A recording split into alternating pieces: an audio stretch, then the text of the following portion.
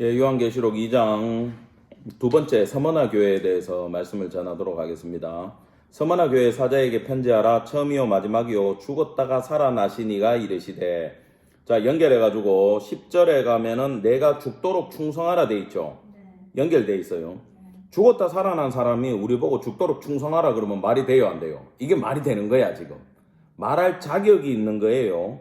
자, 그러면은 자, 여기서 우리가 어떤 일이 있었는지 한번 쭉 살펴보도록 하겠습니다. 이 서머나라는 말은요, 그 몰약이라는 거예요. 동방박사들이 예수님 황금 유향 몰약 갖다 드렸잖아. 이 몰약은 향수로도 쓰이지만 장례에도 쓰여요. 그리고 적으세요. 유일하게 책망이 없던 교회예요. 유일하게 책망이 없던 교회고, 여기는 바울이 예배소, 아까 봤던 예배소 교회에서 목회하다가 건너와가지고 개척하고 갔던 데예요. 그리고 AD 70년에 로마에 의해서 예루살렘이 멸망당할 때 유대인들이 대거 이쪽으로 넘어왔어요. 이 유대인 넘어온 인간들하고 유대교회에 속해져 있는 인간들이 로마 정부와 지역 정부와 합작을 해가지고 여기 있는 성도들, 크리스찬들을 잡아 죽이는데 혈안이 됐던 도시가 서머나라는 도시입니다. 여기는 황제 숭배가 최초로 시행됐던 도시예요. 그 유명한 신전 유치 자격을 로마 정부로부터 따내가지고 지원을 받은 도시가 바로 서머나입니다. 그래서 로마에 있는 지방 도시들 중에 가장 충성스러운 도시가 서머나였어요. 그렇다면은 신전이 엄청나게 많고 인구는 10만이나 되고 여기서의 인사말이 뭔지 압니까? 우리 교회 인사말은 뭐예요? 샬롬 평강을 빕니다예요. 근데 초대교회 인사말은 주는 그리스도십니다. 예수님은 나의 주인입니다. 이렇게 인사했어요. 그러면 여기 있는 서머나 시민들은 뭐라고 인사했겠어요? 가이사는 나의 주님입니다. 이렇게 인사했어요. 얼마나 충성돼. 그들의 정치 공학 안에 놀아나가지고 충성 경쟁을 벌리던 사람들이 이 서머나 사람들이에요. 돈은 땡겨냈어요, 이 사람들은. 자, 내가 내 환난과 궁핍을 아는데 너는 부요하다. 자, 환난이 뭐냐 하면은 들립신이란 말이에요. 들립신은 이런 뜻입니다. 큰 돌에 짓눌려서 찌그러지다, 이런 뜻이에요.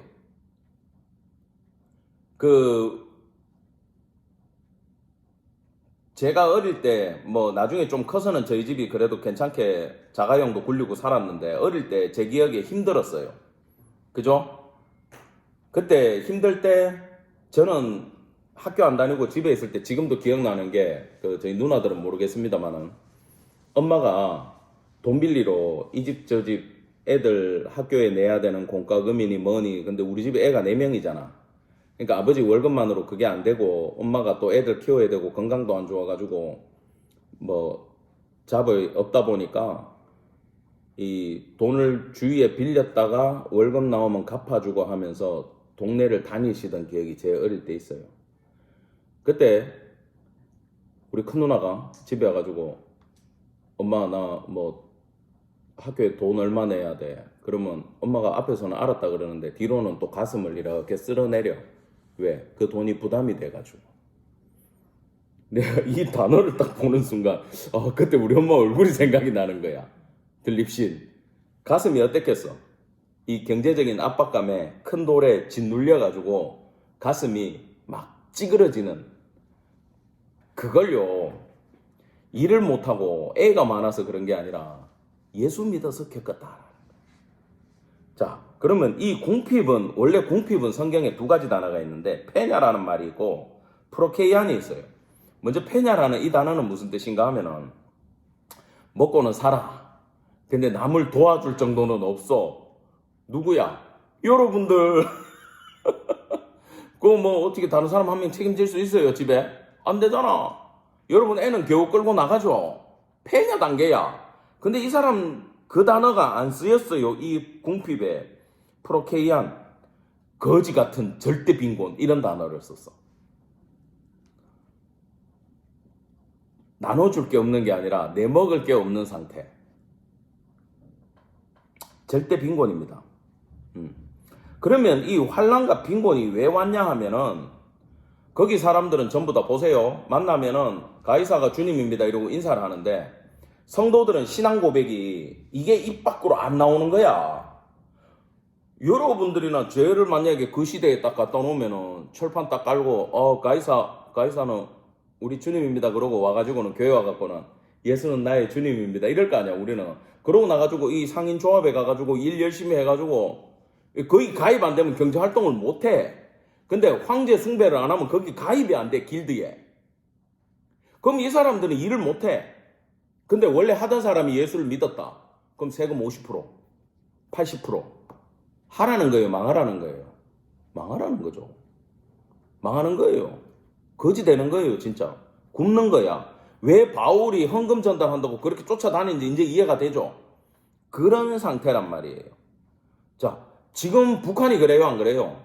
지금 북한이 딱 그렇잖아. 그 사람들이 신앙이 어떨까요? 금강석 같은 진짜 순금 같은 신앙은 저는 거기 있다고. 왜 탈북 안 하냐고 얘기했죠 제가. 우리까지 다 떠나면 이 교회는 누가 지키냐.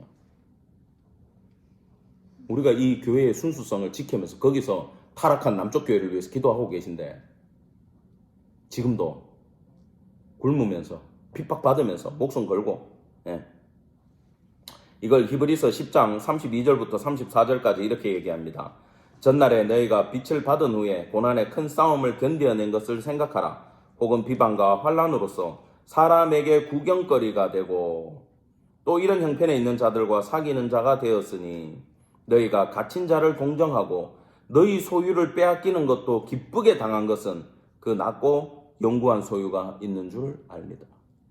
예수님 소유하고 천국 소유하려고 재산 뺏기고 사람들의 조롱거리 되고 오는 조롱만 받고 오는 게 아니고 죽어요. 짐승 가죽 피 묻혀가지고 양털 입혀놓고 사자굴에 던져놓으면 사자가 가만히 두겠습니까? 사람 왔네 그러겠어요. 배고픈데 물어뜯지. 사람들 그거 먹고 술 마시면서 파티하고 그런 시대를 살아갔다는 겁니다. 거기에 자칭 유대인들이 있어요. 자칭 유대인들. 실상은 유대인도 아니고 이 사람들은 사탄의 회당이래. 자, 이거는 위장한 그리스도인. 자칭 유대인은 적으세요. 위장한 그리스도인이야. 변절자들, 간첩들이지. 교회 내부에 이런 것들이 숨어 들어와가지고 고발하기 시작했다라는 겁니다. 예수 믿는 척하고 유대교인인 것처럼 사람들한테 거룩한 모습으로 와가지고는 고발해가지고 전달해주고 자기는 돈 챙기고 이런 인간들. 근데 이렇게 찢어지게 가난하고 고난 가운데 있지만 예수님은 이들에게 너희가 부요한 자라고 얘기를 해요. 왜요? 짧은 현세의 복보다는 영원히 보장된 그 인생을 소유하기 때문에 이 사람들을 절대적인 부자로 보고 있다라는 겁니다. 우리가 이 땅을 살아갈 때 있잖아요. 요 느낌이 있어요. 아, 내가 구원을 받았다 안 받았다. 내가 이 땅에 미련이 있다 없다를 딱 넘어서는 단계가 있어요. 이게 목회에 주님을 이용하는 자와 주님을 위해서 목회를 하는 자는 딱 갈라져요. 제가 선교지에서 선교사님을 만났는데 거기가 해외고 힘든 데다 보니까 한국의 방송국에서 연락이 많이 와. 찾다가 그까지 컨텐츠를 찾은 거야. 내가 있는데 전화가 왔다니까. 아유, 누구 선교사님 되시죠? 우리 무슨 방송의 PD 누군데요? 거기서 이렇게 목회하고 계신다면서요. 좋은 소식 들었습니다. 우리가 이걸로 방송을 만들어가지고 제작을 해서 저기 전국적으로 이 방송이 나가면 후원이 많이 들어옵니다. 그럼 저희가 방송 비용 빼고 나머지 그 교회 선교 헌금을 하고 할 테니까 그 교회에서 방송 찍도록 좀 도와주세요. 이러는 거야. 첫 번째 전화는 다음에 얘기합시다 하고 끊었어. 두 번째 또 오니까 그때 선교사님 그랬어. 여보세요? 안 들리네? 하고 끊어버렸어. 왜 그래요? 나는 그때 엄청 기뻤어. 나는 나름대로 나 능력도 안 되지만 그 교회에 대한 부담이 있는데 그 선교지에 대해서 목사님이 그렇게 방송이라도 찍고 텔레비에 나가면 또 내가 그것도 팔면 돼, 안 돼? 팔면 되잖아. 우리 선배 거기서 뭐 하고 있다. 그 텔레비에 나온 누구 봤지? 유튜브 막 링크 걸어가지고 거기 성경헌금 보내자. 그럼 내가 일하기 좋아, 안 좋아? 좋지. 근데 내가 끝나고 전화 그렇게 끊고 나가서 선배한테 물었어. 선배, 뭐 하는 겁니까 지금? 그러니까 걔들은 그냥 장사꾼들이야. 그렇게 우리 이용해가지고 지들 배불리는 놈들이고 결국 얘들 우리 여기 성도들 우리 자녀들한테 돌아갈 거 아무것도 없어. 그냥 이용당하는 거야. 그렇게 해가지고 제작비 10억, 선교비 1억 줘. 난 그런데 이용당하고 싶지 않아. 근데 그 끝에 말이 기가 막혔어. 야, 예수님이 그 전화 받았으면 한다 그랬겠냐? 상상이 돼요, 안 돼요? 안 되죠. 바리새인 있고 사두개파 있던 그 시대에 예수님이 그런 연락 받았으면 예수님 한다 그랬겠어요? 그래서 나보고 후배야, 기준은 이거야. 예수님이 어떻게 생각하는지 네가 생각해 보면 돼. 절대 안 속아. 그 작은 이익에 넘어가냐 안 넘어가냐, 요 기준, 요게 내가 진짜인지 가짜인지 아는 거야. 그때 만약에 아빠 학비가 없어요, 아빠 집세 연장해야 되는데 돈이 없어요 그러는데 그때도 아버지 된 사람이 그 전화를 끊을 수 있을까? 그분은 끊을 뿐이야. 그래서 그 집 애들은 강해. 내가 보니까 알아서 다 해. 그렇게 키웠어. 그렇게 커야 돼요 애들은. 부모가 다 해주면요 진짜 나중에 끝까지 다 해줘야 돼. 지금 애들 뭐 의사 됐는데 뭐 시험 떨어지고 이러니까 엄마들이 과외 붙인다며. 의사 전공의 시험을 위해서 엄마들이, 강남 엄마들이 그 아들들 과외 붙여가지고 딸들 과외 붙여가지고 의사들 초청해가지고 교육시킨대잖아. 의사도 만들어내고 있어 지금 한국은.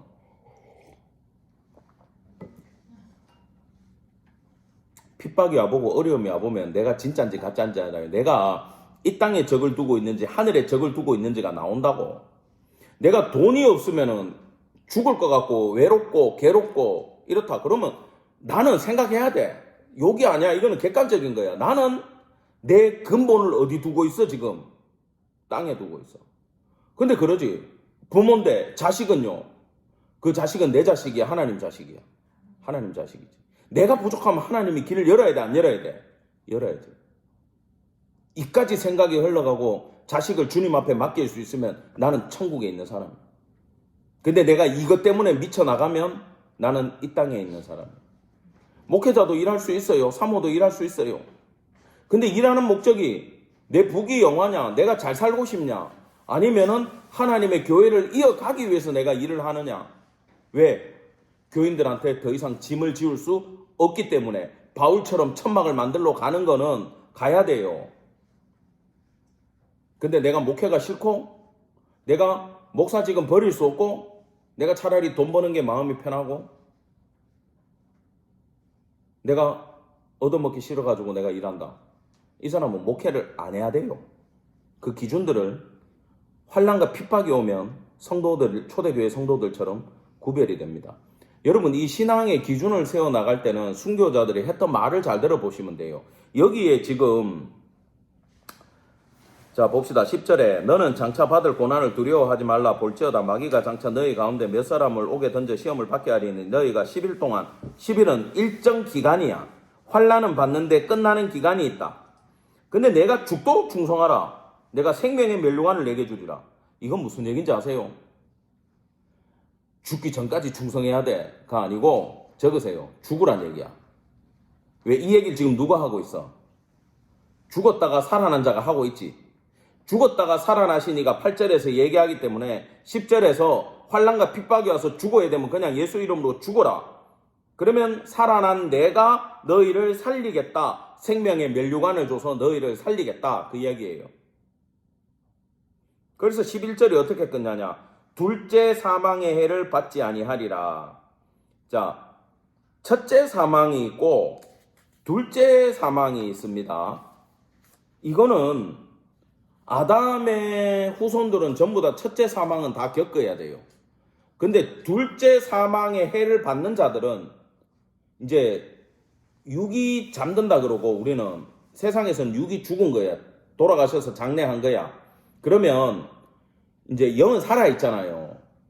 영이 다음 최후 심판 때 심판을 받고 불못에 떨어지는 거는 둘째 사망의 해를 받는 거고, 그때 주님 나라에 가는 자들은 둘째 사망의 해를 안 받는 자야.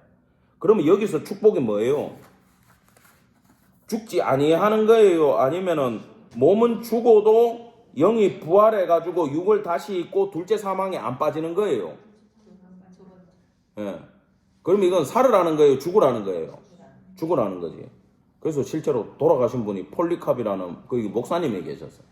자, 근데 얘들은 로마에 붙어가지고 이 성도들을 잡아내 죽이려고 하는데, 이 핍박이 시작됐을 때 폴리캅 이 주교께서도 도피를 했어요. 다른 지역으로.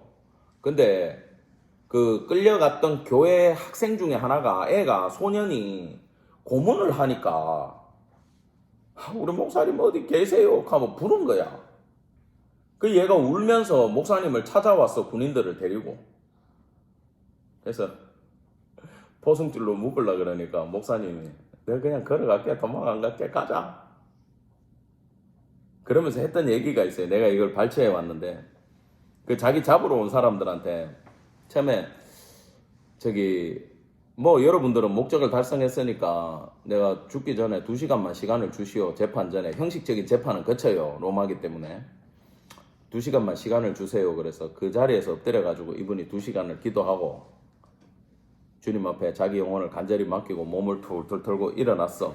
그러고는 로마 관리들한테 복음을 전해요. 읽어드릴게요. 예수 그리스도는 우리의 구주가 되십니다. 그분만이 주님이십니다. 여러분들도 그분을 믿어야 합니다. 그분을 믿지 않으면 영원한 불못이 당신들을 기다릴 뿐입니다. 그러고 갑시다. 순교지로 이제 가는 거예요. 근데 재판을 받으면서 최고 관리자가 마음으로 이 폴리캅 주교를 존경을 했대요. 목사님 어떤 인품으로 어떻게 섬기면서 살았는지 다 알고 있습니다. 그러니까 거짓말로 그냥 그 황제상에 가가지고 안녕하세요 그러고 나가세요. 그러면 우리가 문제 삼지 않겠습니다. 한마디만. 거기서 아유 당신이 내줍니다. 거짓말인 거 알아요. 목사님 걔 안 믿는 거 알고 우리도 걔 안 믿어요. 근데 우리가 안 하면 밥을 못 먹는데 어떡합니까? 한마디만 해주세요 그랬어. 거짓말로. 그러니까 이 폴리캅 목사님이 이렇게 얘기했어요. 지난 86년간 내가 믿은 그리스도는 나를 한 번도 배반한 적이 없습니다. 내가 일순간에 이 고난을 피하기 위해 그 주님을 배신할 수가 없어요. 한마디도 못하겠어요. 그래서. 그러면 목사님은 짐승에 밥이 되든지 이제 불구덩이에 던져가지고 태우든지 두 사형법밖에 안 남아있어요. 저는 그렇게 하기 싫어요. 그래서 이 관리자가. 착해. 그러니까 하는 얘기가, 보시오. 나 불에 들어가면은 내 몸뚱아리 삐쩍 말라가지고 태워봐야 1시간이면 다 탈 거 아니에요. 1시간 안에 죽어요 나는. 근데 당신들 어떡할 거예요? 당신들 예수 안 믿으면은 영원한 지옥불에 떨어져요. 그러니까 내 살고 죽이는 거 신경 쓰지 말고 당신들 영원한 불못 피하기 위해서 예수 그리스도 구주로 영접하고 당신들도 따라오세요. 그러고는 이제 빌라델피아 교회 성도들 11명이 같이 잡혔어. 여러분 갑시다 그래가지고 이 12명이 화형을 당해가지고 다들 돌아가셨습니다. 그래서 나중에 이 서머나 교회 교인들이 훗날 그 자리에다가 폴리캅 목사님 기념 순교교회를 세웠어요. 자, 이런 일이 여러분 외국에만 있었던 것 같아요. 우리나라도 일제강점기 시절에 이 일이 있었어요. 제일 유명한 분이 주기철 목사님인데 이제 이분이 제가 알기로 5번인가 6번 투옥돼갖고 돌아가셨거든. 그러니까 들어가면 고문당하고 신사참배 안 한다고 두드려 맞고 그 노인네가 두드려 맞으니까 막 몸이 붓지. 그래가지고 이제 이분이 내가 이제 며칠 있으면 죽겠다 싶을 때 간수 이름도 나오더라고. 안태석이라는 간수한테 와이프한테 마지막 메모 하나만 전해주세요. 그래서 죽기 전에 이제 유언을 하시는 거야. 이제 그 사모님 성함이 오정모 사모님인데 둘째 부인이야. 첫 번째 사모님도 이제 목회제에서 힘들어가지고 병들어 죽으시고, 이분은 이제 두 번째 사모님인데, 두 번째 사모한테 이제 편지를 합니다. 여드레 후에는 내가 아무래도 소천할 것 같소. 지금 내 몸이 부어 터질 것 같소. 어머니 봉양 잘해드리고, 그 아들들 이름이 영진이와 광조였대요. 이 광조, 이 주광조라는 분은 극동방송 이사장 했답니다. 10년 전까지 살아계신 거 얘기 들었는데, 이 아들들 영진이 광조 잘 부탁합니다. 이 편지를 적어갖고 간수한테 우리 집에 좀 갖다 주라 그런 거예요. 그러니까 간수가 안태석 간수가 받아가지고 이걸 사모님한테 전해줘서, 사모님이 이걸 딱 받고는 내 말 가서 똑바로 전해요 하면서 안태석 중간에서 고생 많이 했어. 거기 뭐라고 얘기하셨냐 하면은, 목사님 아직 가정에 무슨 미련이 남아가지고 이런 편지를 보냅니까? 어서 가서 우리 목사님한테 전해달라고, 당신 갈 길 가라고 전해주세요. 그러면서 하는 얘기가, 한국교회 장례가 지금 목사님 어깨에 걸려 있습니다. 지금이 어느 때인데 가정을 걱정합니까? 가서 어서 목사님 어깨에 걸려진 한국교회의 미래를 위해서 예수님이 목사님한테 맡긴 쓴 잔 마시고 갈 길 가십시오, 이런 거야 사모님이. 그리고 진짜 주기철 목사님은 4월 21일 밤 9시에 감옥에서 숨을 거뒀대요. 여러분, 그 사모님이 목사님 안 사랑했겠어요? 왜 그랬겠어요? 그 당시 있잖아요. 총회하고 노회가 뭐를 결의했는지 아세요? 우리 교단도 했어요. 다 했어요. 고신인가 빼고 다 했어, 내가 알기로. 아니, 신사참배는 국민 의례지. 그러니까 국기에 대한 경례하는 거지 종교행위가 아니다. 신사참배 가서 하고 열심히 예배 드리라 그랬어, 교단에서. 아무도 죄책감 없이 그 길을 갔어. 근데 아니야. 주기철 목사님, 폴리칸 목사님하고 똑같은 거예요. 주님이 한 번도 나한테 날 모른다고 얘기 안 하고, 내 주인이 아니었던 적이 없고, 내가 주의 종이 아니었던 적이 없는데, 내가 지금 내 살겠다고 주인을 바꿔? 예수에서 천왕으로 바꿔? 나는 그건 못해. 그래서 주기철 목사님도 그 안에서 그 길을 가셨고, 사모님은 목사님 사모하지만 징징거리면 목사님이 힘들어가지고 변절자 될까봐 한국교회에 이 신사참배의 순교의 피마저 없으면 이 교회는 설 수 없다라는 걸 사모님 알았던 거예요. 그리고 예수께서 지금 우리 남편한테 그 십자가 죽음의 쓴 잔을 맡겼다라는 것도 아는 거야. 그러니까 그 잔 받으라는 거예요. 아프리카 학생들이 중국에 와가지고 신학 공부를 하려고 온 건 아니지. 뭐 군사학, 무기학, 경제학 배우러 와가지고 유학 갔을 때 선교사님이 전도해가지고 걔들이 성경 마스터하고 설교하고 기도하고 예배 인도할 수준까지 키워서 파송할 때 그 사람들 가슴에 배지를 박아줘요. 떠나기 전주에 송별회 할 때 마지막 예배 드리고 안수해주고, 그 배지가 뭔지 압니까? 빨간 포도주 잔에 십자가가 박혀 있어요. 무슨 뜻이에요? 너희들 가서 예수 전하다가 이 고난의 잔에 너희들도 동참을 하라고. 여러분, 근데 우리는 이 죽도록 충성하라가 힘들어요. 왜? 죽기 전까지는 합니다. 근데 죽을 때 우리가 못합니다. 왜? 나버려요. 힘드니까. 여러분, 여기 죽도록 충성하라는 건요, 죽으라는 얘기고, 그러면 주님께서 생명을 주신다라고 약속하고 있는 거예요. 신앙은 이 각오가 없으면 못 견딥니다. 절대 못 견뎌요.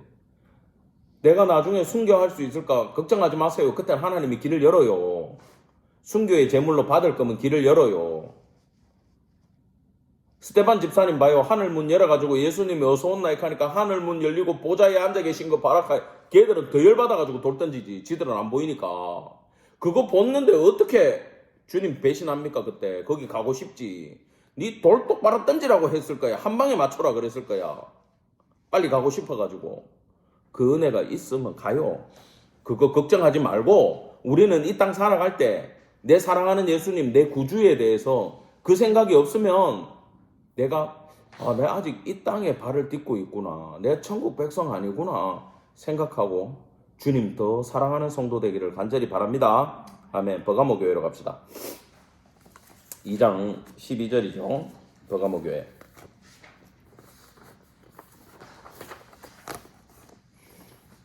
지금 이 버가모 교회를 핵심으로 얘기를 하면 여기는 대의명분도 섰고 순교도 이겨냈어.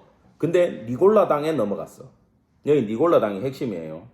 여기 제가 지도하고 이걸 찾아보니까 도시가 여기 지중해 도시가 다 땅이 낮은데 여기는 해발 300m 산 위에 있는 도시야. 멋있어. 여러분 사람들이 신전 같은 걸 어디다 져요? 산 위에 짓잖아. 그럼 여기가 그렇게 이 배경이 구도가 일단 멋있는 걸로 딱 나오면은 여기에 신전이 많겠어요? 적겠어요? 어마어마한 신전이 있고 거기 신전이 수만 가지 신전이 있다 보니까 찾아보니까 제우스, 주피터, 미네르바, 바카스 여러분 좋아하는 거 다 있어. 자 거기에 로마 황제 숭배도 아주 꽃을 피운 도시라고 기록이 돼 있어요. 그리고 심지어 로마의 행정수도고 적으세요. 유일하게 사법권과 사형 집행권을 로마로부터 받아낸 도시야. 사법권과 사형 집행권, 사람 체포와 구금과 사형을 언도할 수 있는 권리가 로마 정부에 있는 게 아니고 지방 정부에 있는 유일한 도시일 정도로 버가모는 로마에 잘 보인 도시예요. 이 프라이드가 엄청났대요.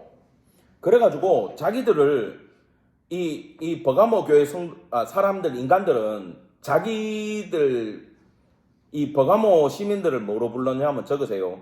정의의 칼이라고 불렀어. 정의의 칼. 뭘 갖고 있어요? 사법권.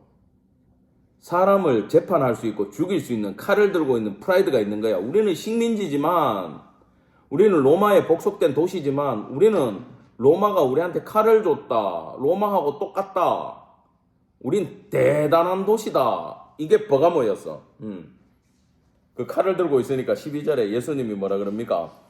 버가모 교회 사자에게 편지하라. 지금도 관광 가면 칼 판대. 주머니 칼 판대 지금도. 우리 갖는 목사님 사올 것 같은데. 예수님이 야 그 칼이 칼이 아니다. 예수님이 누구요? 좌우에 뭐를 갖고 있어? 날선 검을 갖고 있지. 히터 좀 트세요. 리모컨 있어요.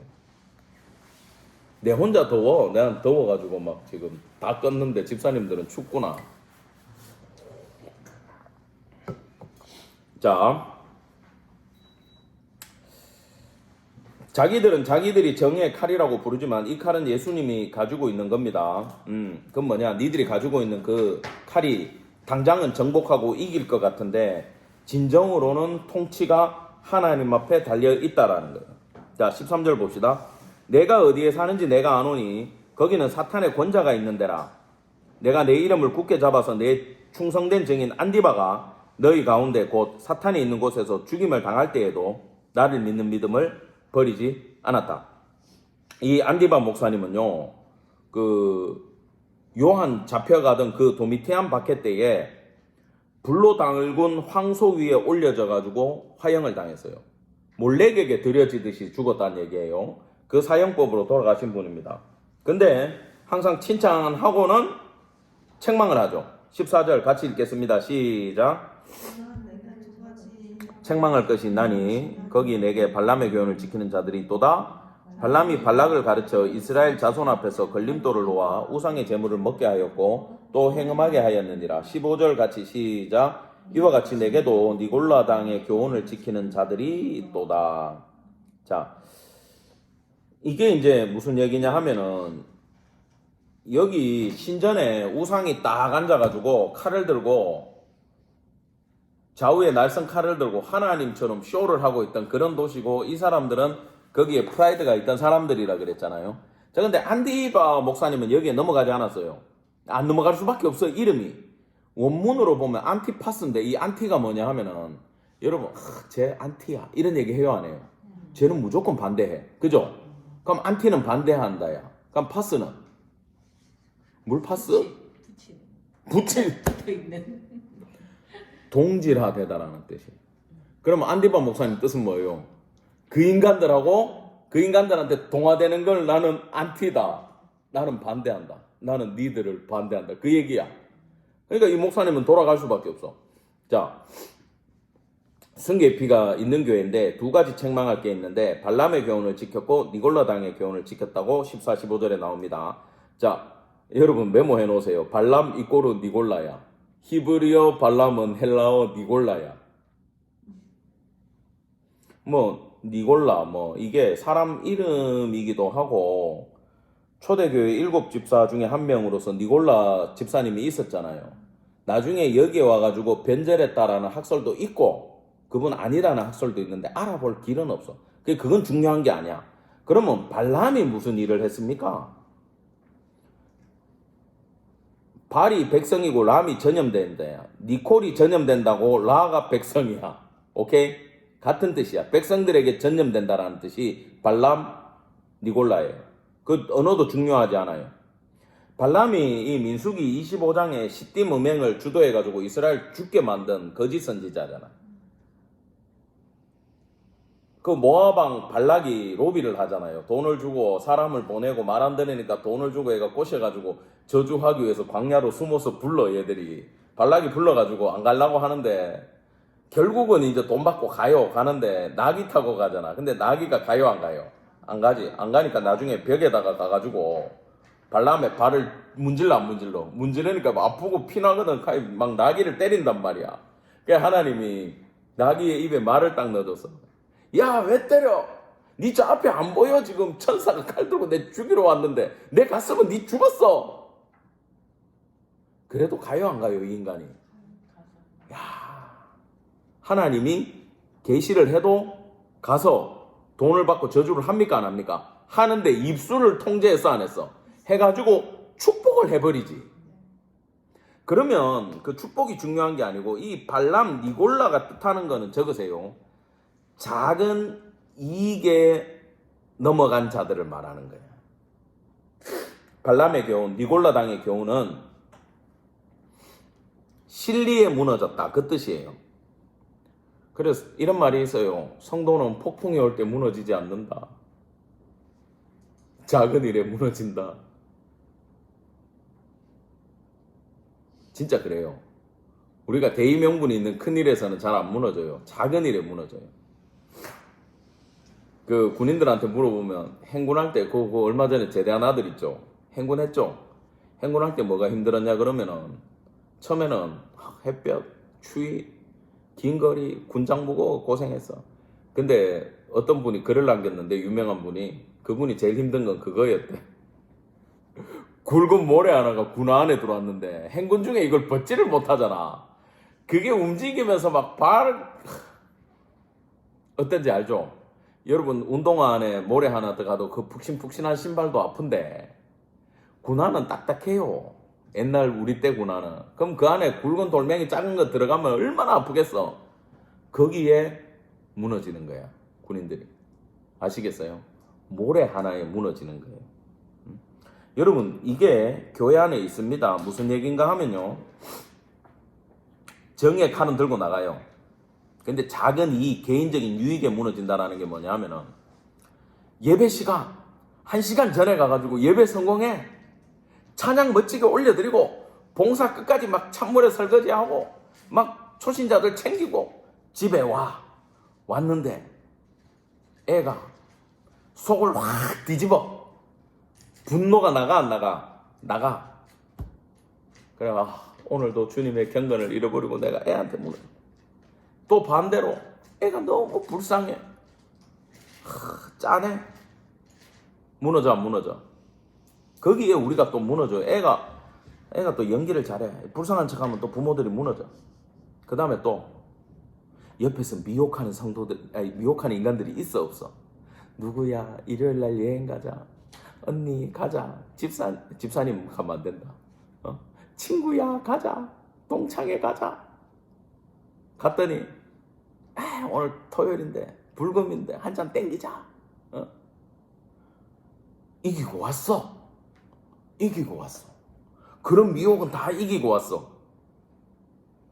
근데 그렇게 도전적으로 나오는 건 이기는데 알고 보니까 내가 집착하는 쓸데없는 마음이 있어. 나는 이거를 못 나. 다들 있어요, 없어요?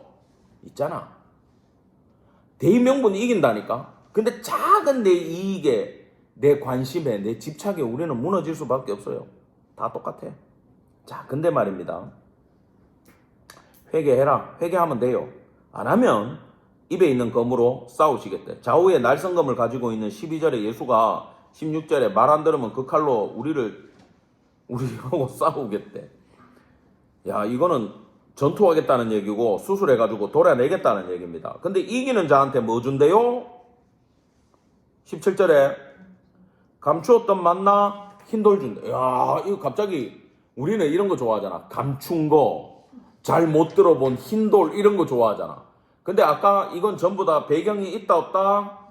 있어. 출애굽기 16장에 모세가 이르되 여호와께서 이같이 명령하시기를 16장 32절 이것을 오멜에 채워서 너희 대대를 위해서 간수하라. 그래가지고 아론 보고 항아리 갖고 와라 해가지고 대대로 간수하라 그랬어. 히브리서 9장 3, 4절에 봐도 언약궤 안에 만나를 담은 그 항아리와 쌍난 지팡이와 언약의 돌판이 있다. 그러면은 사실 감추어진 만나는 다른 게 아니에요. 적으세요. 보관해둔 만나를 주겠다 이 뜻이야. 잘 간직해라는 말이 감추어 두라는 말이에요. 원문으로 보면.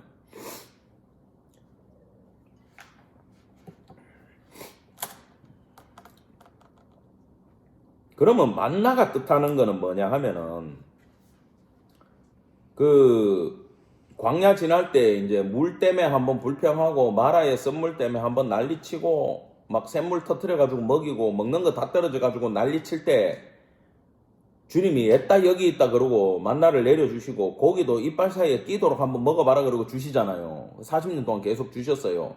근데 그 이뻐서 준 것도 아니고 굶어 죽을까봐 준 것도 아니고 목적이 신명기 8장 2절에 나와. 시간 관계상 일부만 읽겠습니다.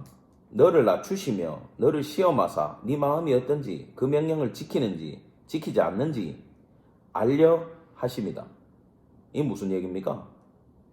너희들은 이거야. 우리한테 그 얘기 하시는 거야. 먹고 사는 문제, 남편 연봉 올라가고 이번 비즈니스 해결되고 애 대학 가면 나를 잘 믿겠다고? 주님 앞에 충성하겠다고? 더 사랑하겠다고? 웃기는 소리 하지 마. 그거 된다고 너희들은 안 돼. 그게 만나를 주신 이유라고 얘기를 했어요. 그 만나는요, 매일 먹어도 그 다음날 되면 배고파요. 맞아요, 안 맞아요? 맞아요. 여러분, 한 문제 해결되면요, 다음 문제 기도하게 돼 있어요. 애 대학 입시 대단하요. 그러면은 얘 또 취직해야 되고, 그 다음 뭐 있어요? 결혼해야 되고, 그 다음에 애 봐줘야 되고, 끝도 없어요, 이거. 지금부터 내려놔버려. 네 알아서 하라 그러고 던져야 애가 살아. 내가 다 해줄라 그러면 아까 얘기했잖아. 의사 시험까지 봐줘야 돼, 내가. 의대 간다고 되는 게 아니야. 시험까지 붙여줘야 된다니까. 그래 애가 살아가지고 나중에 지가 혼자서 뭘 할 수 있겠어요. 아무것도 못하지. 매일 먹어도 배고픔 만난데 예수님이 요한복음 6장에서 사람들한테 51절에 오병이어입니다.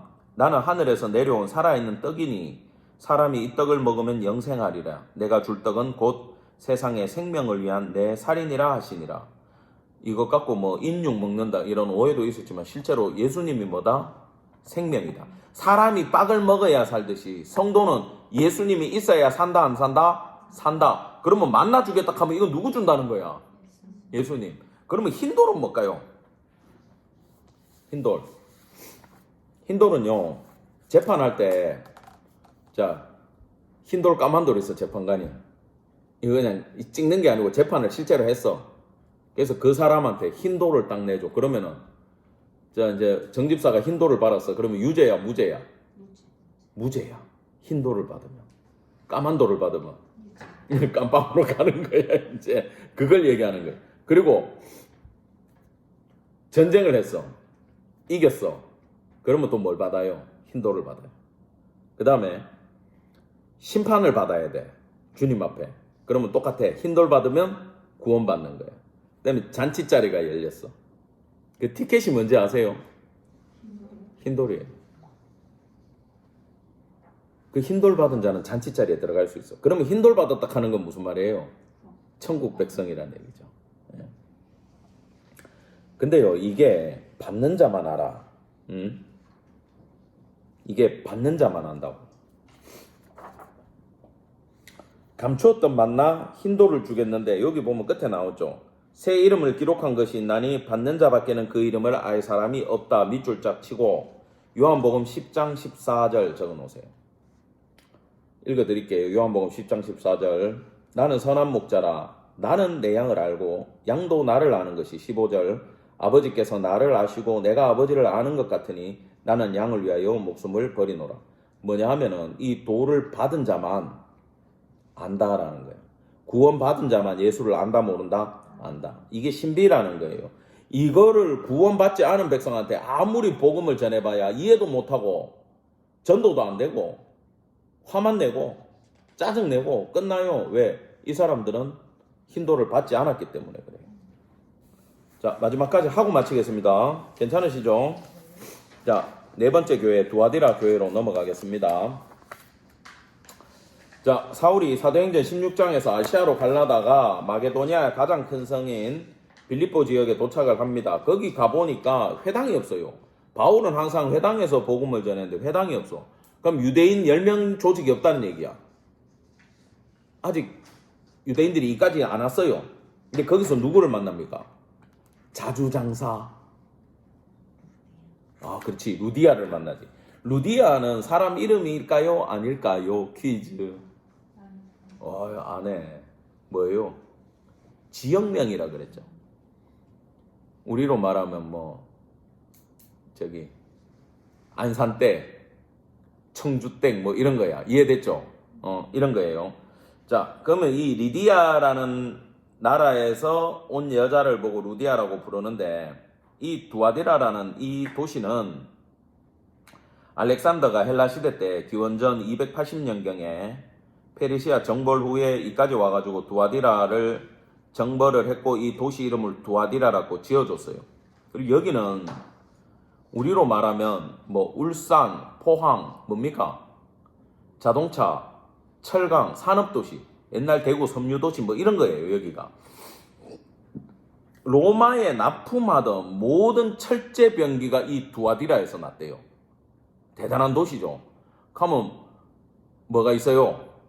무기 판 돈이 있어요? 없어요? 있고 일하는 사람들 월급이 있어요? 없어요? 있는 도시야. 그리고 여기는 이제 철이 있으니까 제우스 신이 큰 철 곤봉을 이렇게 딱 들고 머리 확 휘날리면서 제우스가 이렇게 딱 서 있으면 밑에 이제 독수리 한 마리가 얘 이제 쫄따구가 있는 거지.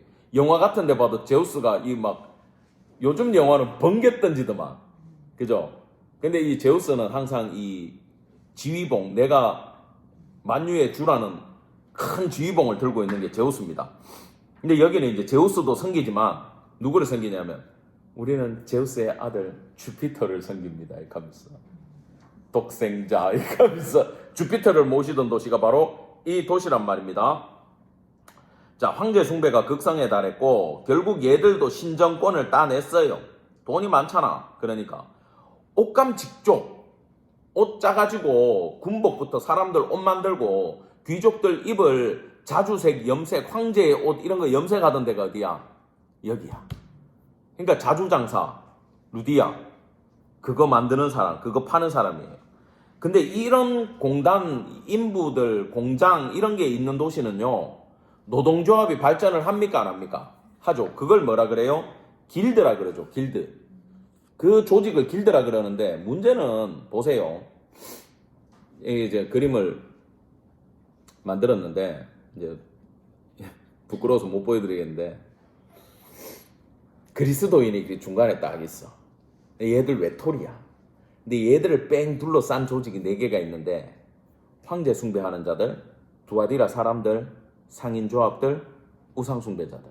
오케이? 안 적으셔도 돼. 이렇게 뺑 둘러싸여가지고 그리스도인은 외톨이가 돼 있는 거예요. 지금 어디하고도 연합이 돼야 안 돼. 황제 숭배하는데 갈 수 있어요? 안 되지. 주피터한테 가요? 못 가지. 예수가 준대. 두아디라 사람들한테 가요? 고발하는데. 길드에 가가 일할 수 있어요? 못 가. 그런 상황입니다. 근데 이 본문에 보면은 눈이 불꽃 같고 그 발이 빛난 주석과 같은 누구? 하나님의 아들. 야, 제우스의 아들 주피터 모시는데 하나님의 아들이 예수다. 이렇게 딱 얘기하면 하고 그 동네 사람들은 알아요, 몰라요? 바로 알아듣는다는 거지. 자, 내 사업과 사랑과 19절 믿음과 성김과 인내를 안다. 그 여기서 사업이 비즈니스가 아니야. 여기는 그냥 적으세요. 행위, 사역, 일이야, 일. 네가 무슨 일 했는지 내가 안다. 은혜가 점점 풍성해지고 있다. 막 순교해놓고 무너진, 첫사랑에 무너진 에베소 교회도 있는데 얘들은 어때요? 아무것도 모르고 출발했는데 점점 주님 사랑하는 걸로 가고 있어. 근데 문제가 생겼어. 책망할 게 있는데 20절에 내게 책망할 것이 있노라. 자칭 선지자라 하는 여자 이세벨을 내가 용납함이니 그가 내 종들을 가르쳐 꾀어 행음하게 하고 우상의 제물을 먹게 하는도다. 자, 이 열왕기상 21장에 가면 25절에 이렇게 돼 있어요. 예로부터 아합과 같이 그 자신을 팔아 여호와 앞에서 악을 행한 자가 없음은 그를 그의 아내 이세벨이 충동하였습니다. 그가 여호와께서 이스라엘 자손 앞에서 쫓아내신 아모리 사람의 모든 행함과 같이 우상에게 복종하여 심히 가증하게 행하였더라. 아합이 이 모든 말씀을 들을 때에 그의 옷을 찢고 굵은 배로 몸을 동이고 금식하고 굵은 배를 배에 누이며 또 풀이 죽어 다니더라. 이 무슨 얘기냐 하면 이 아합 왕 때 이스라엘은 제일 잘 살았어요. 군사력도 가장 강했어요. 그 얘가 정략 결혼을 해가지고 시돈 왕 옙바할의 딸 이세벨을 데리고 왔는데 얘 우상 숭배자 리더가 그 나라는 우상 숭배하는 리더가 왕이야. 근데 그 집 딸이면 얘는 신앙이 어떨까? 우상에 철저하겠지. 바알과 아세라. 그때 누구 시대입니까? 엘리야 시대야. 갈멜산에서 850대 1을 싸움을 할 때 이세벨의 상에서 밥을 먹는 선지자들하고 싸웠다고 돼 있어. 오케이? 그러면 이세벨이 키웠던 제사장들이 몇 명이에요? 바알과 아세라 선지자들 450대 400, 850명을 키우고 있었어. 그 한 명과 엘리야가 붙어가지고 다 죽이잖아. 알죠? 그 시대가 아합은 덩신이에요. 아합은 덩신이고 와이프한테 완전 지켜있고 뒤에서 이세벨이 다 조정하고 아합은 시키는 대로 그냥 할 뿐이야 얘는. 그러니까 여기에 꿰어가지고 그렇게 했다라고 돼 있죠. 그러면 지금 이 본문은 무슨 얘기입니까? 그래서 학자들은 이 본문을 이렇게 해석합니다. 아마 그 실권자가 이세벨이고 앞에 그 대리로 이렇게 왕노릇 하는 사람이 있는 걸로 봤을 때 목회자가 있고 목회자의 와이프가 뒤에서 받은 건 없는데 그냥 직함 같은 건 없는데 뒤에서 목회자를 조정해가지고 이딴 식으로 끌고 간 상황이 있었구나라고 아마 추측하고 있어요. 그렇잖아요. 그 교회에 일꾼들이 부족하면요, 교회 사모들한테도 뭐 교육부서 들어오세요, 우리 부서 들어오세요 그럼 사모님들 유치 전쟁을 해. 찬양팀에 들어가기도 하고 성가대에 들어가기도 하고 뭐 주일학교 교사로 들어가기도 하고 사모님들이 들어가 있는데 웬만하면 안 들어가야 돼요. 왜냐하면은 부서끼리 싸움할 때 있잖아요. 경쟁 붙을 때 재정 싸움할 때 뭐라 하는지 압니까? 어디 우리 부서 재정을 깎아. 그러고 당회실에 부장이 찾아가가지고 장로님 모르세요? 교육부서에 누구 있어요? 담임 목사님 사모님 있어요. 근데 여기 재정을 실제로 있는 일이야. 저기 뭐 딴 지역에 있는 어떤 교회 실제로 그 일이 있어. 사모 있는 부서는 돈을 못 깎아요. 이게 사모님이 원치 않아도 실권을 갖게 돼. 교회 안에서 일을 하게 되면. 근데 이세벨은 그 단계를 넘어선 거지. 이세벨은 어떤 짓을 했냐 하면요. 여기 행음했다라는데 적으세요. 거기다가. 이건요. 가르쳐 꽤 행음하게 했다. 그게 내가 사탄의 속성으로 그의 사주를 받고 한 일이다 라고 했는데 이 애매하게 이야기했고 이 음행이라고 자꾸 얘기하는데 이 성경에서 나오는 행음, 음행은요. 성적인 표현을 하지만 하나님 외에 다른 신을 섬기면 다 행음이라 그럽니다. 우리를 신랑 신부로 비유하니까 그래. 우리가 신부인데 신랑 대신 예수님이 있는데 우리가 다른 신을 찾아가면 우리는 뭐예요? 바람 피운 거예요. 그 얘기하는 거야. 그러면 이 타협이 뭘까? 그럼 당시에 이 길드에서 굉장한 불이익을 당하고 있을 때라 그랬잖아. 상인조합에서. 그러면 사모님이 그러는 거지. 이제 김집사하고 박집사하고 앉아있는 자리에 사모님이 커피 한잔 하는데, 아이고 사모님 우리 길드에서 이번에 예수 믿는다고 추방당했어요. 우리 이제 사업 어떻게 해요? 하니까 사모님이 딱 생각하니까 이렇게 하면 이제 11조가 안 들어오겠거든. 사모님이 얘기해 주는 거야. 그걸 왜 그렇게 생각하세요? 사업하고 잘 살고 축복받고 하나님 사랑인데, 하나님 고통을 주고자 하는 분이 아닌데 당연히 가가지고 길드에 가입해야죠. 그러면 황제는 주의라고. 아유 그냥 거짓말이죠. 한번 그거 하고 오세요. 괜찮아요. 하나님 그런 거 신경 안 써요. 아시겠죠? 그 얘기를 한 거야. 뒤에 있는 사람이. 그래서 제가 이 본문을 받고, 우리는 지금 주일 성수에 대해서는 이 부분이 아주 잘 만들어져 있어요. 그죠? 주일날 빠진다고는 상상이 돼? 주일날 여행 갈 수 있는 사람 손 들어봐. 없잖아. 눈빛이 왜 그래? 속으로 해외는 갈 수 있다 이렇게 하고 있는데 지금 독심술이야. 나는 궁예야. 다 보여. 해외는 가도 되는 거 아닙니까? 주일날 비행기 타야 되는데. 비행기표도 주일날 끊지 마. 자, 주일 성수에 대해서는 잘 되는데 우리가 문제는 뭐냐면 이 지금 이세벨의 죄는요, 신비주의일 수도 있고 종교 혼합일 수도 있고 현실 타협일 수도 있어요. 그 음주 문제를 제가 생각을 해봤어요. 에베소서 5장에 보면 술 취하지 말라 이는 방탕한 것이니 오직 성령의 충만함을 받으라 이래 돼 있죠. 자, 이걸 우리 한국교회는 초대 우리 교회가 세워질 때 어떻게 가르냐 하면 도덕 윤리로 가르쳤고, 금주하고 담배 피지 않는 돈으로 나라를 살려야 되고 그 돈으로 헌금하라 그랬어. 국채 보상 운동하고, 돈 많이 모았어. 우리 저 금 모으기 운동하듯이. 술 자체는 예수님도 포도주를 줍니까 안 줍니까? 내 피다 그러고 성찬식 때 우리도 포도주 먹잖아요. 근데 왜 우리는 술 마시면 안 돼요? 이게 이 에베소에 바울이 얘기할 때 여기에 뭐가 있었냐 하면 신앙 고백이 있었어. 잘 들으세요. 신앙 고백이 있었는데 어떤 신앙 고백이냐 하면은 술 취할 때 많이 먹어서 취하고 어떤 술 때문에 취해요? 아니면 그 안에 있는 어떤 성분 때문에 취해요? 어떤 성분 이름이 뭐예요? 알코올이죠. 알코올이 들어가지고 우리의 사실은 중추신경을 마비를 시킵니다. 그래가지고 술 좀 들어가 그리고 이제 마을 막 나오고 개돼가지고 기어다니고 온갖 이상한 행태를 다 부리는데, 그거 안 하면 되잖아. 그냥 내 맥주 한 잔 먹고 내 안 취하면 되잖아. 나는 얼굴도 안 빨개져. 티도 안 나. 음주운전 안 하면 되지. 도덕윤리적으로 아무 문제가 없어. 가족끼리 잔치 때 먹는데 어때? 그럴 수 있어요. 근데 잘 보세요. 내가 이것 때문에 충격을 받았어. 그 원문을 내가 파싱하다가 알았는데, 술 취하지 말라, 취하다. 성령 충만이랑 단어가 똑같아.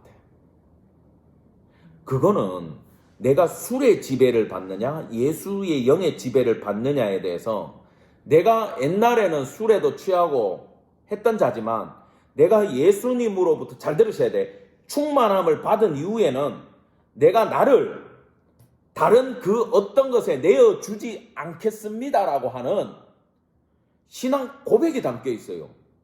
나는 우리 찬양 있잖아. 예수로 뭐하네? 충만하네. 나는 예수로 충만하기 위해서 다른 어떤 걸로도, 우상의 이름으로도, 뭐로도, 상인 조합으로도, 황제 숭배로도, 신사 참배로도, 술로도 나는 충만함을 받지 않고 오직 예수로 충만함을 받겠습니다라는 성도들의 신앙 고백이 있기 때문에 술 취하다는 말과 그 술에 취한다라는 이 단어를 성령 충만이라는 단어하고 겹치는 것조차 나는 받지 못하겠습니다. 주는 존귀하신 분입니다. 당신으로만 충만하겠습니다라는 고백이 성령 충만이에요. 그래서 이건 구원이 달려있는 건 아니에요. 성찬식하고 같아요. 은혜의 방편이고 내 신앙의 고백이 방편이야. 근데 잘 들으셔야 돼. 이 다음이 중요해. 방탕한 것이냐 할 때 방탕이 뭘까? 그리고 술 먹고 막 놀고 노래 부르고 막 하는 그걸까요? 방탕. 따라합시다. 허비하다, 낭비하다. 목소리가 왜 죽었어? 술 취하시나 봐? 허비하다, 낭비하다가 방탕하다. 그러면은 여러분 이건 뭘 얘기합니까? 광야 40년의 방황을 얘기합니다. 그때 썼던 단어가 이 방탕이라는 단어예요. 헬라어로 보면은. 광야 40년 방황하다. 2주면 갈 길을 몇 년 돌아갔다? 40년 죽어갔다. 그 안에서. 나를 예수만으로 충만하지 않겠다 하는 자들에게 주어진 삶은 뭐예요? 술 먹고 안 먹고가 아니고 방황이 있어요. 그 안에 방황이. 자, 우리는 뭐 집에서 그러잖아요. 이거는 음료수야. 이건 실제로 알코올이 1도 안 들어있어. 근데 이게 내 신앙 고백이라면은 무알콜 맥주도 마시면 안 돼. 남편들한테 꼭 얘기해 주세요. 그리고요, 내가 경험해서 안 거예요. 예수로 충만하지 않으면 꼭 저녁 9시부터 맥주 선전하더라. 켈리, 하이트, 아사히 맥주. 그 시원한 맥주와 치킨은 환상조합이지. 그러면 뱃살이 안 빠져. 다이어트를 못해. 그게 문제가 아니야. 그때 아사히 익할 때 여러분들 뭐 해야 되는지 압니까? 예수로 충만. 찬양을 들어버려. 주님께 영광. 주여 술 안 먹게 도와주세요. 이 쪽팔리는 얘기야. 그런 거 하지 마. 내가 방법을 알려주는 거야. 주님으로 충만하게 해주세요. 주님으로 취하게 해주세요. 내가 이제 주님 충만에는 다른 거 안 찾습니다. 주님 충만이기 때문에 내가 이거 내려놓습니다. 이거 죄가 아니에요. 내려놓습니다. 주님. 내가 이 술에 충만하기 싫어요. 이제 예수에 충만할 거예요. 난 지금 주님과 사랑에 빠져들고 싶어요. 아시겠어요? 이 고백이에요. 어떤 집사님이 내한테 그래서 첫사랑을 회복하고 싶고 주님 음성이라도 듣고 싶고 옛날에 그랬는데 내가 왜 하다가 이래 됐는지 모르겠다. 예, 따라합시다. 예수 충만. 결단하자. 예, 결단하는 자를 만나 주신다라는 것을 믿으시기 바랍니다. 거기서 누가 마귀가 그럴 수 있어. 사람, 네가 죄인이, 네가 옛날에 술 먹었는데 네가 어쩌고 저쩌고. 내가 몇 달 전에 옛날에 사업할 때 만났던 직원을 만났어. 그 사람은 아직도 날 이사라고 부르더라고. 이사니까, 이사 아니고 목사라니까. 아, 목사님. 그럼 며칠 뒤에 그 동네 갈 일이 있는데 저녁 때 갈 때니까 그 시원하게 한잔 할까요? 이렇게 하는 거야. 이복에 목사라니까. 아, 목사님들 술 안 마시지? 자네는 교회 안 다니나? 저도 얼마 전에 예수 믿고 잡사로 교회 다니고 있습니다. 야, 그러면 우리가 이러면 안 되지? 하니까 알겠습니다. 그 친구 원래 술 안 좋아하는데 그냥 인사로 하는 얘기예요. 여러분, 적어도 있잖아요. 우리가 이 신앙 고백에 있어서 이세벨을 이기는 유일한 방법은 하나님 쪽으로 완전 결단하는 수밖에 없어요. 작은 것, 여러분, 작은데 무너지잖아요. 내가 설명해 드릴게. 술에 무너지잖아요. 그러면은 처음에는 막걸리는 가족끼리 음료수지, 맥주 괜찮아, 무알콜이야 괜찮아 하고 넘어지잖아. 그 다음에는 그 다음 거 넘어져요. 그 다음에 또 그 다음 거 넘어져요. 왜? 이거 해도 내가 구원이 안 날아가거든. 예수의 사랑이 안 날아가거든. 대신에 서서히 첫사랑을 잃어버려가지고 예수로 충만한 그 기쁨과 감사와 눈물의 은혜가 싹 사그라들어. 그래서 내가 이걸 느끼고 이건 방언하고 안 하는 거하고도 관계없어. 내가 예수 충만에 그걸 땡기고 싶다 그러면 이쪽을 그냥 과감하게 내려놓으면 이쪽으로 넘어오게 돼 있어요. 그래서 이게 결단이 그래서 중요하다라는 겁니다. 여러분, 이 술 얘기하니까 내가 예수님 생각나는데 시간이 많이 지났지만 요 얘기만 하고 마치겠습니다. 그 예수님이 요한복음 2장에 어디에 가죠? 어디 혼인잔치? 포도주가 어떻게 됐어요? 떨어졌어. 이제 망했어. 잔치집에 포도주 떨어지면 잔치 망한 거야. 결혼식인데. 근데 예수님이 이래요. 예수의 어머니가 예수에게 이르되 2장 3절입니다. 저들에게 포도주가 없다. 엄마가 왜 이랬을까? 그러면 지금 마리아는 예수가 하나님의 아들이고 뭐고 간에 얘가 신비롭게 태어났고 성령으로 태어났고 얘가 어릴 때부터 신비로운 일을 많이 한 걸 엄마는 알아 몰라? 알아. 그래서 얘기한 거야. 근데 예수님이 여기서 이상한 소리를 해요. 여자여. 이 무슨 뜻인지 아세요? 잘 들으세요. 여자여 뒤에 나와 무슨 상관이 있나이까? 내 때가 아직 이르지 아니하였나이다. 그래갖고 이건 일단락 됐어. 4절에서. 근데 5절부터 마리아가 뒤로 얘기를 해. 얘들아, 하인들한테. 그 내 아들 예수가 뭐라고 시키면 시키는 대로 해라. 그 예수님 결국 만들어줘. 이해가 돼요? 안 되죠? 이해한다 하면 내가 필요가 없는 사람들이야. 이거 두 가지 이야기를 하신 거예요. 자, 첫 번째. 여자여. 이 헬라어 그네, 이거는 박근혜가 아니고 이 그네는 무슨 뜻이냐면은 극존칭이야. 어머니라고 안 부르고 여사님 이렇게 부른 거야. 갑자기 지금 남으로 갔어? 이 일이 나와 무슨 상관이 있습니까? 이거는요, 버릇없는 얘기 아니고 극존칭으로 부르고 남으로 부르면서 엄마는 지금 아들한테 술 만들어 달라고 요구를 했지만 나는 그 요구는 거절합니다. 오케이? 그러니까 내 때가 아직 이르지 않았고 나하고 상관없는 일이라는 거는 이거는 지금 구속사 때문에 만들어 줄 거야. 구속사 때문에 해주는 게 아니기 때문에 똑바로 들으세요라고 여자애 얘기했고 나하고 상관없다 했고 내 때가 아직 아닙니다라는 건 예수님의 모든 기적은 뭡니까? 하나님의 아들임을 드러내는 기적이고 우리를 살리는 기적이라 그랬잖아요. 구원을 향한 기적만 했어요. 본인을 위해서 기적을 하나도 안 행했어요. 근데 여기서 잔치에 가갖고 내가 술 마시기 위해서 술을 만들어주면 누구를 위한 겁니까? 나와 가족들을 위한 잔치가 돼요. 그래서 처음에 거절하는 거예요. 구속사와 관련 없는 일입니다. 여자여, 나와 상관이 없습니다. 내 때가 아직 이르지 않았습니다. 나는 아직 십자가 질 때가 아닙니다. 나한테 포도주 얘기하지 마세요. 그러고 나서 뒤로 물로 포도주를 만들어줘요. 그거 왜 만들어줬을까요? 예표로 만들어준 거예요. 내가 흘릴 피다라고 만들어준 거예요. 그것도 모르고 신나게 맛있게 먹고 와 이런 포도주가 어디서 났냐 이걸 왜 이제 가지고 왔냐 일단 소리하지만 예수님의 의도는 아들로서의 행위는 거절하고 구속사의 보혈의 피가 이토록 좋은 거다라고 보여주신 거예요. 그래서 우리 성찬식까지 이 이야기가 이어지는 거예요. 실제로는.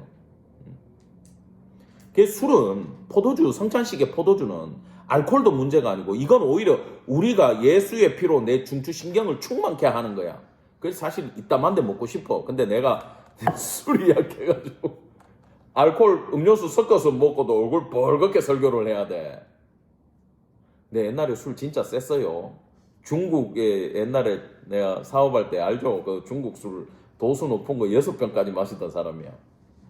근데 내가 예수로 충만하니까 이제 포도주 들어가도 빨개져가지고 아무 말을 못해. 횡설수설하게 돼. 그 어머니 부탁은 거절하고 구속사를 위한 보혈의 피를 만들어 주신 사건이기 때문에 이 이세벨 사건이랑 예수님은 절대 비교를 하시면 안 됩니다. 이기는 자한테 두어 가지 약속을 하는데 여기에 보면 그 24절부터 28절까지 이렇게 요약해서 읽어드리면 사탄의 깊은 것을 알지 못하는 너희에게 내가 다른 짐을 지울 게 없다. 이게 무슨 뜻인지 잘 모르는데 사탄의 깊은 것은 당시의 영지주의자들이 이렇게 얘기해서 야 죄를 알아야 은혜를 알지. 그러니까 은혜를 알기 위해서 죄 지으러 가자.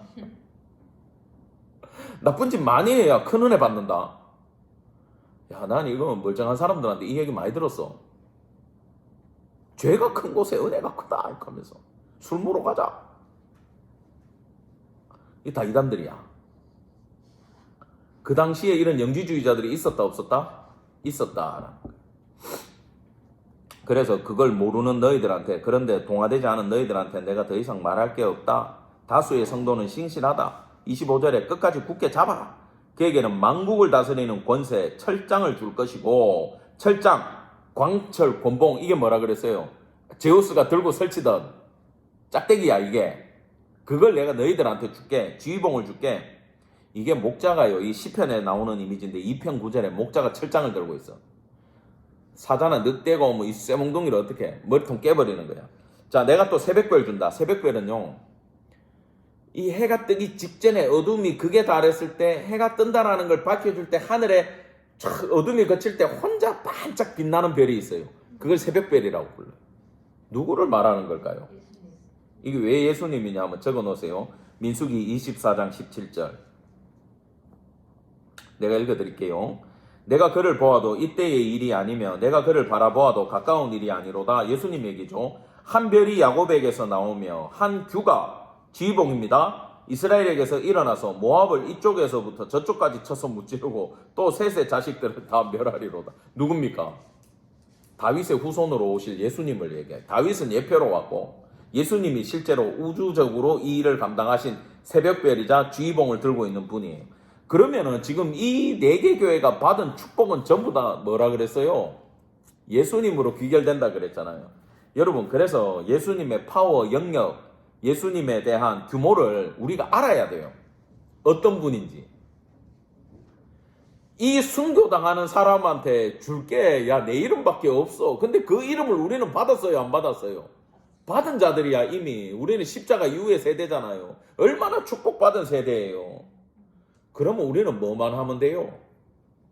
예수님 높이고 예수로 충만하고, 내 삶의 모든 건 누구로 귀결되면 돼? 예수로 귀결되고, 내 목표는 예수로 가고, 내 예배는 예수로 가고, 내 찬양은 예수로 가고, 그런 자들에게 우리 구주 예수께서 놀라운 은혜의 축복으로 함께해 주실 것을 믿는 성도 되기를 간절히 축원합니다. 아멘.